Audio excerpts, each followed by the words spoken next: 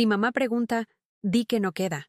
Esas palabras no fueron un susurro, sino un eco que retumba en las paredes de mi alma desde entonces. Durante 8 meses, mis manos, mis ojos y mi corazón entero se dedicaron a una sola cosa: el vestido de novia de mi única hija, Sofía. Creí que estaba cosiendo un sueño, pero en realidad, sin saberlo, estaba tejiendo el sudario de mi propia inocencia. Cada puntada era una oración, cada perla una bendición. Ahora, ese vestido, o lo que queda de él, es un testamento silencioso de cómo el amor más puro puede ser descartado como si no valiera nada. Esta es la historia de cómo aprendí que, a veces, el hilo más difícil de cortar no es el de la tela, sino el que nos ata a quienes ya nos han soltado. Si esta historia resuena contigo, dale a me gusta. Deja un comentario contándome desde dónde nos ves y a qué hora. Tu apoyo nos ayuda a seguir compartiendo estas reflexiones. Y no olvides suscribirte para no perderte ningún relato. Mi vida siempre ha transcurrido entre hilos y telas, no como una profesión que paga las facturas, sino como el lenguaje secreto de mi corazón. Aprendí de mi madre, en una vieja máquina de coser a pedal que cantaba una melodía ronca mientras sus pies danzaban con una gracia hipnótica. Ella me enseñó que coser no era unir pedazos de tela, sino custodiar memorias. En mis manos, un simple retal de algodón se convertía en el vestido de bautizo de Sofía, un recuerdo de pureza y promesas. El tul brillante se transformaba en su primer disfraz de princesa, eco de risas y juegos en el salón. El satén azul oscuro fue su vestido de graduación, un abrazo de tela que la despedía hacia el futuro. Cada creación era un capítulo de su vida, y yo, su humilde cronista. Cuando Sofía anunció su compromiso con Javier, mi corazón se hinchó de una alegría que casi no me cabía en el pecho. Javier era un buen hombre, de una familia acomodada, y ver a mi hija tan feliz era la culminación de todos mis desvelos. Esa misma noche, mientras celebrábamos con una copa de vino, la idea brotó en mí, tan natural como respirar. Hija, le dije, tomando sus manos suaves, tan distintas a las mías, llenas de pequeños callos y pinchazos de aguja. Déjame hacer tu vestido de novia. Será mi regalo, mi alma entera puesta en ti para ese día. Los ojos de Sofía brillaron con una emoción que creí genuina. Me abrazó con fuerza, su perfume caro mezclándose con el olor a bizcocho que siempre impregnaba mi delantal. Mamá, claro que sí, sería el honor más grande. Y con esa frase, se selló un pacto sagrado. No era solo un vestido, era el puente final entre su niñez y su nueva vida, y yo sería la arquitecta. Los primeros meses fueron un torbellino de felicidad compartida. Extendimos bocetos sobre la mesa del comedor, manchados de café y migas de galleta. Discutíamos sobre tipos de escote y la caída de la falda. Juntas, fuimos a la capital a buscar las telas. Recuerdo cómo mis dedos temblaron al tocar un encaje belga, tan fino, que parecía una telaraña tejida con luz de luna. Costaba más de lo que yo ganaba en medio año, pero no dudé. Rompí mis ahorros, el dinero que guardaba para la vejez, para ese viaje que siempre quise hacer. Nada es demasiado para ti, mi niña, le decía, y ella sonreía, ajena al verdadero peso de ese sacrificio. Comencé el trabajo en mi pequeño cuarto de costura. La vieja máquina de mi madre había sido reemplazada por una más moderna, pero el espíritu era el mismo. Las paredes estaban cubiertas de patrones, hilos de todos los colores y fotos de Sofía en cada etapa de su vida. Ese cuarto se convirtió en mi santuario. Me levantaba al alba y cosía hasta que la espalda me ardía, y la vista se me nublaba bajo la luz amarillenta de la lámpara. Cada puntada era un recuerdo.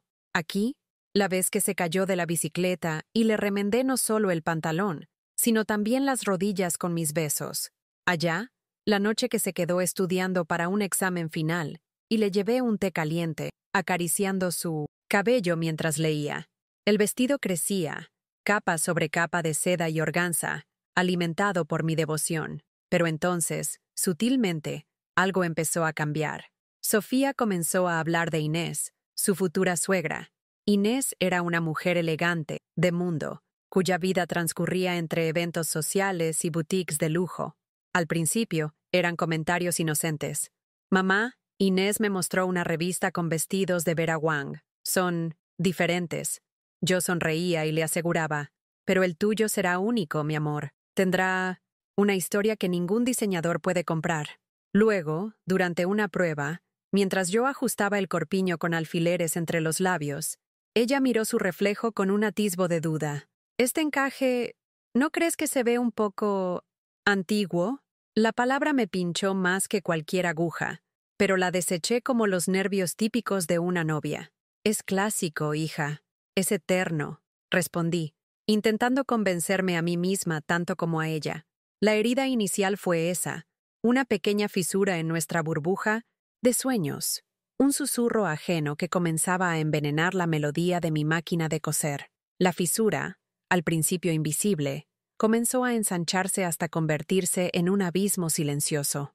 Las visitas de Sofía a mi cuarto de costura se volvieron más esporádicas, y cuando ocurrían, estaban teñidas de una prisa que me dejaba un sabor amargo en la boca. Llegaba con el teléfono pegado a la oreja, resolviendo asuntos de la boda, las flores, el banquete, la lista de invitados. Mientras yo esperaba, con la cinta métrica en el cuello y una paciencia infinita, a que me concediera unos minutos de su atención. Las pruebas se convirtieron en interrupciones en su agenda, no en el ritual sagrado que yo había imaginado. Mamá, apúrate, por favor, que he quedado con el fotógrafo, me decía, mientras yo me arrodillaba a sus pies para ajustar el bajo de la falda. Su cuerpo estaba presente, pero su mente y su corazón vagaban por un mundo nuevo y deslumbrante, al que yo, al parecer, ya no pertenecía. El abandono no fue un acto único y dramático, sino una lenta erosión de la intimidad, un goteo constante de ausencias y distracciones. La figura de Inés, su suegra, se agigantaba en el horizonte de nuestras conversaciones. Aunque la veía poco, su influencia era palpable. Inés era la encarnación de la elegancia moderna y el estatus. Sus cumplidos eran dagas envueltas en seda. Una tarde, apareció sin avisar junto a Sofía. Entró en mi humilde cuarto de costura, sus tacones de aguja haciendo un sonido agudo y extraño sobre mi suelo de madera.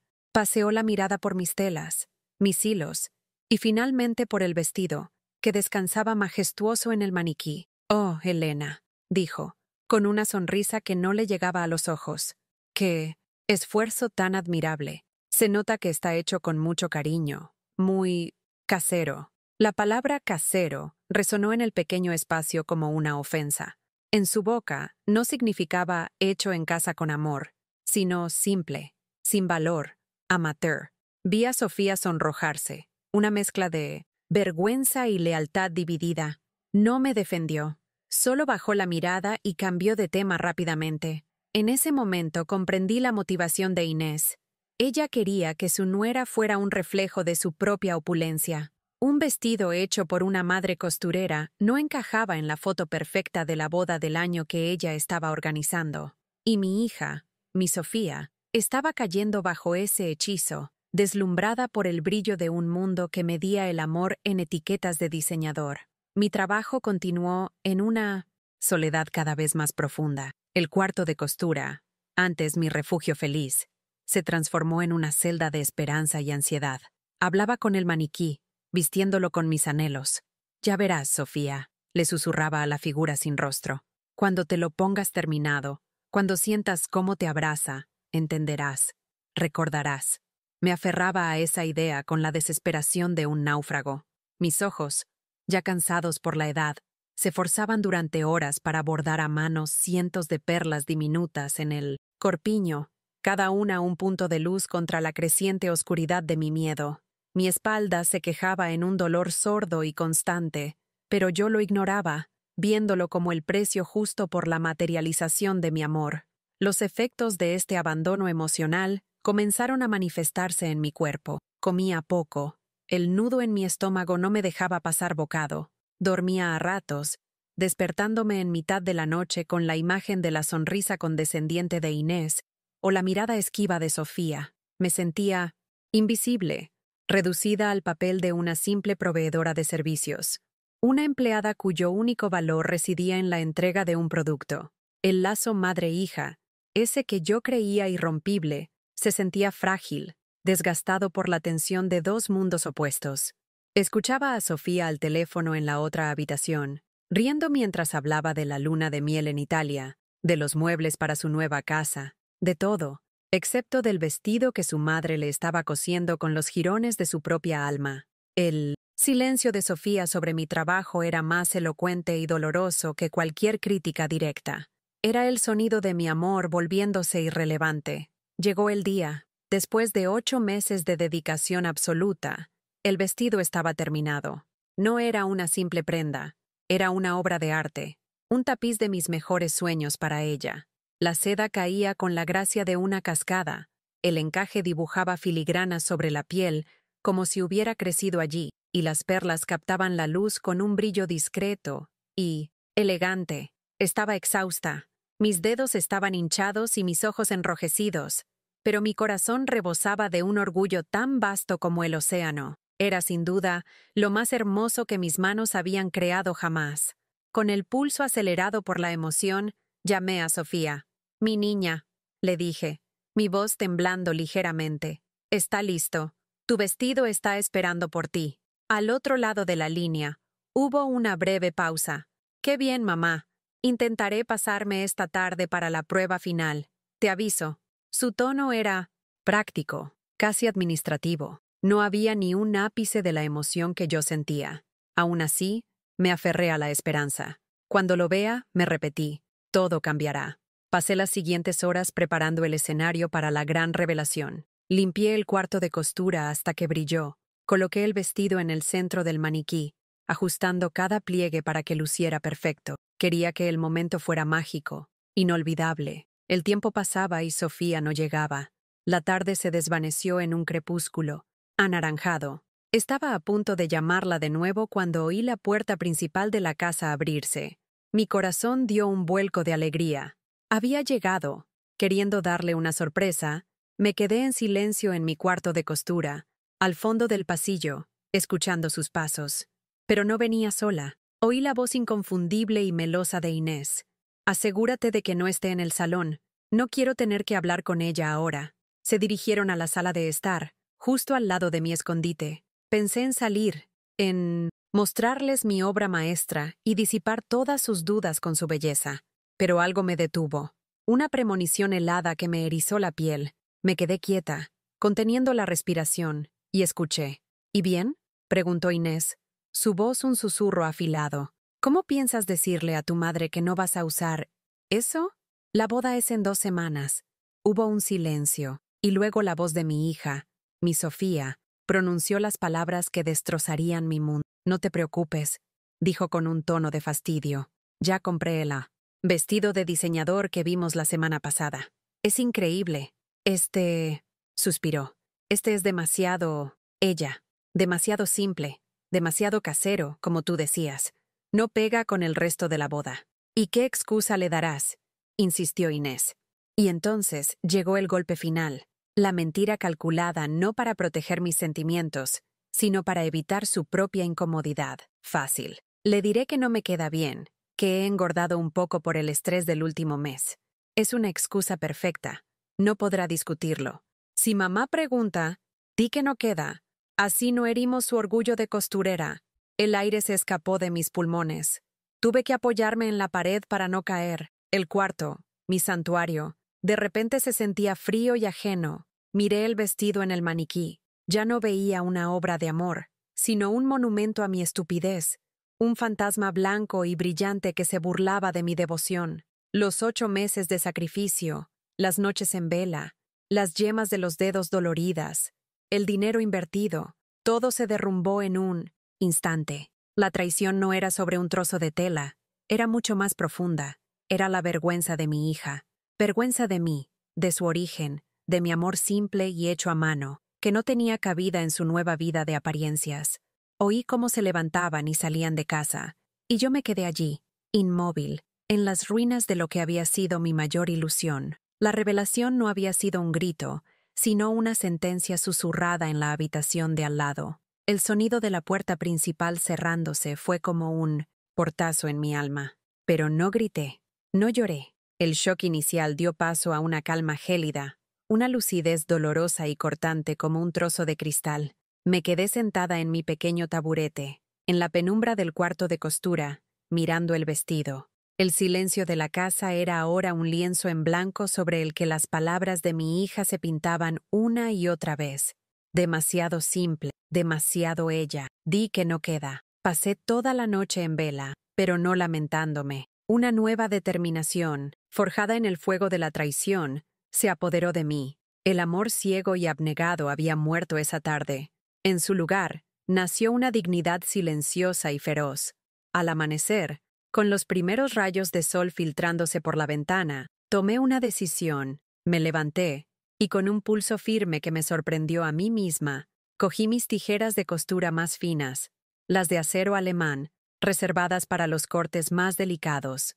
No me abalancé sobre el vestido con furia, eso habría sido un sacrilegio, una profanación de mi propio amor invertido. En cambio, actué con la precisión metódica de un cirujano. Comencé a desmontarlo, pieza por pieza. Con una habilidad experta, descosí las mangas de encaje, liberándolas del corpiño. Corté los hilos que sujetaban la cremallera invisible. Con unas pinzas diminutas, retiré, una por una, cada una de las cientos de perlas que había cosido a mano, depositándolas en una pequeña bolsa de terciopelo. Desmonté el vestido como quien desarma un recuerdo, separando sus componentes con un respeto casi fúnebre. La seda, la organza, el encaje, todo fue cuidadosamente doblado y apilado sobre mi mesa de trabajo. Cuando terminé, el maniquí estaba desnudo, vulnerable, como mi corazón. Al mediodía, tal como había anunciado, llegó Sofía. Entró con una sonrisa ensayada, una expresión de falsa compasión en su rostro, preparada para representar su pequeña farsa. «Mamá, he estado pensando y...», comenzó a decir, pero su voz se apagó al entrar en el cuarto de costura. Su mirada recorrió la escena. Yo, sentada tranquilamente en mi taburete, el maniquí vacío, y sobre la mesa, los restos ordenados y clasificados de su vestido de novia. La confusión desdibujó su cara. «Mamá, ¿qué ha pasado? ¿El vestido? ¿Dónde está?» Levanté la vista y la miré directamente a los ojos. Mi mirada no contenía ira ni lágrimas, solo una tristeza profunda y serena. «El vestido ya no existe, Sofía», dije con voz suave pero firme. «Al parecer, no te quedaba». Ella palideció, atrapada en 1910. Su propia mentira. Comenzó a tartamudear, intentando aferrarse al guión. «Sí, es que he engordado un poco con el estrés, mamá. Lo siento tanto. Después de todo tu trabajo», la interrumpí. No con brusquedad, sino con la autoridad tranquila de la verdad. «No, Sofía. No te molestes. Te oí ayer. Oí tu conversación con Inés». El shock en su rostro fue mi catarsis. Vio cómo su engaño se desmoronaba, dejándola expuesta y sin defensas. No hubo gritos, no hubo reproches. Mi calma era mi poder. Empujé una pequeña caja hacia ella sobre la mesa. «Aquí tienes», dije. «Es el encaje belga original. Es muy valioso. Y aquí», añadí, deslizando la bolsita de terciopelo, «están todas las perlas. Véndelas. O úsalas para adornar ese vestido de diseñador que sí te representa. El que de verdad te queda». Continué, mi voz sin un atisbo de temblor. «Pensé que te estaba regalando un vestido, pero ahora veo que lo que te ofrecía era mi amor, mi tiempo, mi historia. Y es evidente que eso, para ti, ya no tiene valor. No te preocupes. Te libero de esta carga. Ahora puedes usar lo que desees sin tener que mentirme». Sofía se quedó sin palabras, con la caja y la bolsa entre nosotros, como pruebas irrefutables de su traición. La vergüenza que sentía no provenía de mis acusaciones, sino de mi dignidad. En ese cuarto, rodeada por los fragmentos de mi devoción, no era yo la que estaba rota. Había retomado el control, no de ella, sino de mí misma. Había transformado mi dolor en un acto de autorredención. El silencio que siguió a mis palabras fue más pesado que cualquier discusión. Sofía abrió la boca varias veces para hablar, pero solo salieron balbuceos incoherentes. Las lágrimas comenzaron a rodar por sus mejillas, pero no eran lágrimas de arrepentimiento genuino, sino de humillación, de haber sido descubierta. «Mamá, yo no quería...» Perdóname. Las palabras sonaban huecas. Una disculpa tardía para aliviar su propia culpa. No mi dolor. No la consolé. No le ofrecí un perdón, fácil que anulara la profundidad de la herida. Simplemente asentí. La boda sigue en pie, Sofía, y yo estaré allí. Soy tu madre. Con esa frase tracé una nueva frontera. El amor incondicional y servil había terminado. Lo que quedaba era un deber. Una conexión biológica que ya no estaba adornada por la intimidad y la confianza ciega que yo había dado por sentadas. En las 2 semanas que siguieron, me dediqué a un nuevo proyecto. Tomé la base del vestido desmantelado, la seda pura y simple, la estructura fuerte que había soportado todo el adorno, y la transformé. La corté, la ajusté y la cosí de nuevo, pero esta vez, para mí. Creé un vestido sencillo, elegante, y de una dignidad impecable, un vestido que me quedaba perfecto. El día de la boda, llegué a la iglesia sola. Llevaba mi creación. Mientras caminaba por el pasillo, sentí las miradas. Algunos invitados, los que sabían la historia original, me miraban con curiosidad y lástima. Inés me lanzó una mirada de triunfo y desdén, pero yo mantuve la cabeza alta. Mi vestido no era de diseñador, no tenía encajes caros ni perlas brillantes. Estaba hecho de resiliencia. Cuando alguien me felicitaba por lo elegante que estaba y me preguntaba por el diseñador, yo sonreía serenamente y respondía, es un diseño mío. No daba más explicaciones. Mi presencia, mi porte, mi serenidad eran mi declaración final. Vi a Sofía en el altar, enfundada en un vestido espectacularmente caro y ostentoso. Era la imagen perfecta de una novia de revista. Pero al mirarla a los ojos, vi un vacío. Estaba representando un papel, sonriendo para las fotos, pero su alegría era frágil, superficial. Se dio cuenta, quizás en ese mismo instante, del precio de su elección, un vestido de marca a cambio del alma de un recuerdo. Nuestra relación nunca volvió a ser la misma. Había visitas, llamadas en cumpleaños, pero la calidez se había extinguido. Se había convertido en una formalidad educada, la sombra de lo que una vez fue. Yo, por mi parte, encontré una nueva forma de coser, con todos los retazos que habían sobrado, los pedacitos de seda, organza y los hilos de colores. Empecé a tejer una colcha, un quilt de retazos. Cada trozo de tela era una memoria, un pedazo de mi vida, de mi amor por ella. Pero ahora, en lugar de intentar vestir a alguien más con esos recuerdos, los estaba uniendo para mí. Estaba tejiendo mi propia historia, dándole una nueva forma, una que me diera calor a mí. Meses después, en una tarde fría de otoño, me senté en mi sillón favorito junto a la ventana. Sorbí una taza de té caliente mientras la lluvia golpeaba suavemente el cristal. Me arropé con mi colcha de retazos, una obra maestra de colores y texturas, hermosa en su imperfección. Cada cuadrado me contaba una historia, pero ahora era mi historia, contada en mis propios términos.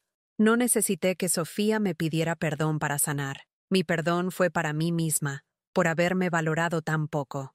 Aprendí que el verdadero valor de un regalo no está en su precio, sino en el amor que se hila en él, y que a veces, el acto de amor propio más grande es, simplemente, dejar de ofrecer tu corazón a quien ya no sabe cómo sostenerlo. Espero que esta historia te haya conmovido. Si es así, no olvides dejar tu me gusta y compartirla con alguien a quien pueda inspirar.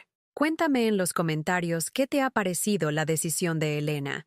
Y si aún no lo has hecho, suscríbete al canal para más relatos que tocan el alma. Gracias por acompañarnos.